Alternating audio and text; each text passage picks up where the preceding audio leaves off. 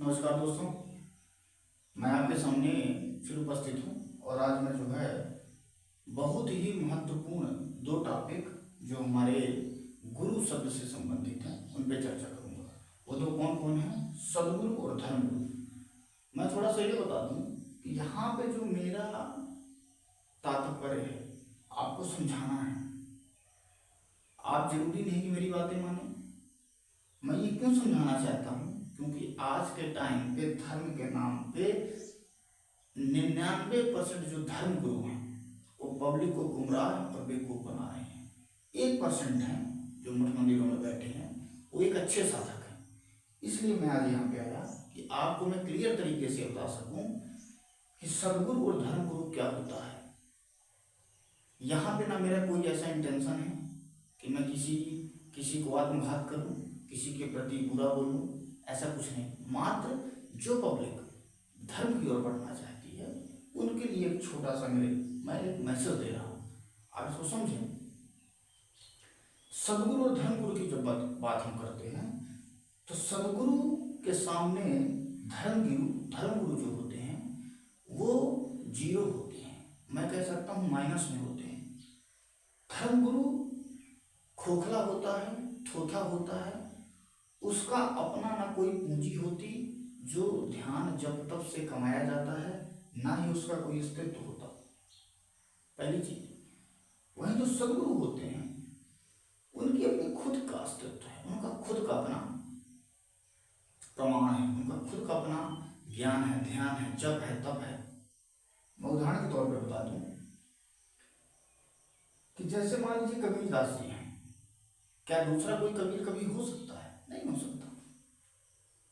तो जो सदगुरु जो होगा वो हमेशा जो है बदलता रहता है। क्यों? और जितने सदगुरु आते हैं उनके सबके अलग अलग धर्म और पंथ हैं। आप क्राइस्ट को ले लीजिए, आप कबीर को ले लीजिए, ठीक है, आप हमारे गुरु महाराज को ले लीजिए, आप उनकी गुरुवाणी पढ़िए, हमारे जो धारकुंडी महाराज जी हैं। क्यों? अड़गड़ानंद स्वामी जी को ले लीजिए, हमारे गुरु दादा परमानंद महाराज जी को ले लीजिए, अनुसुईया वाले, ठीक है, मां आनंदमयी को ले लीजिए, देवराहा बाबा को ले लीजिए, आप नीम करौली बाबा को ले लीजिए। ये सब सदगुरु हैं, इनके खुद के अपना अस्तित्व है। इनकी ना पहले से कोई साख थी, ना कोई बाजार था, न इनके लोग सेठ थे, न मठ थे, न मंदिर थे। इन्होंने जो ध्यान जब तब करके जो पूर्णता प्राप्त की, जब ये चले तो इनके जब पैरों में छाले आए, जो कष्ट इन्होंने भोगा, भूखे प्यासे रह के, जो इनके अंदर तड़प थी, उस तड़प के द्वारा जब वहां वो पहुंचे और पूर्णता को प्राप्त किए, तो उनसे जो धर्म, उनसे जो पंथ निर्मित हुआ, उनसे जो ज्ञान और उनसे जो परमात्मा की परिभाषा आई, उनसे जो राम कृष्ण की परिभाषा आई, ठीक है, वो मानने योग्य है और उसी को मानना चाहिए, उसी का अस्तित्व है। क्योंकि वो जो है खुद किसी सतगुरु, किसी महान संत, पूर्ण गुरु द्वारा प्राप्त वो पंथ है, बनाया गया वो सत्य है, स्थापित सत्य है।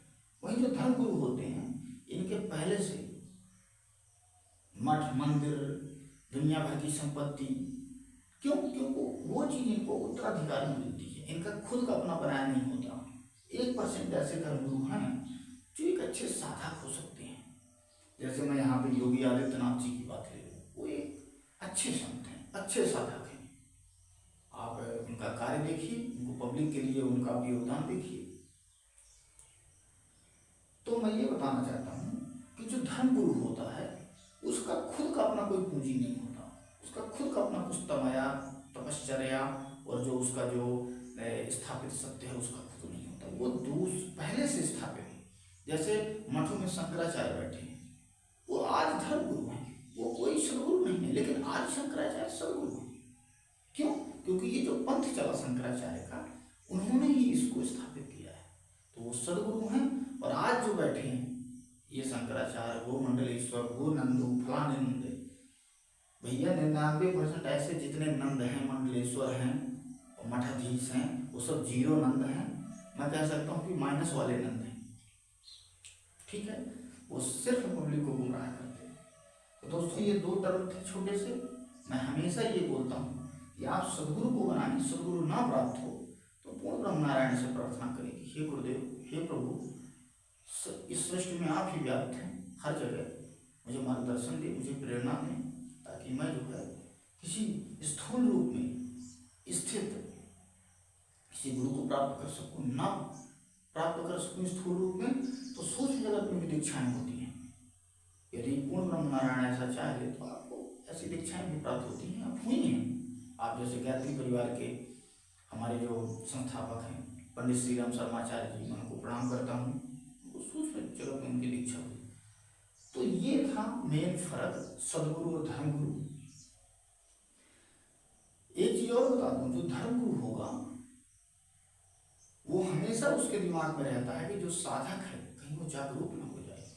99% यही सोचते हैं, क्योंकि यदि साधक जागरूक हो गया तो तत्क्षण धर्मगुरु को छोड़ देगा। लेकिन क्यों? क्योंकि धर्मगुरु ये चाहता है कि यदि ये जानकारी पा गया तो ये अपना अलग रास्ता अपना लेगा, ठीक है।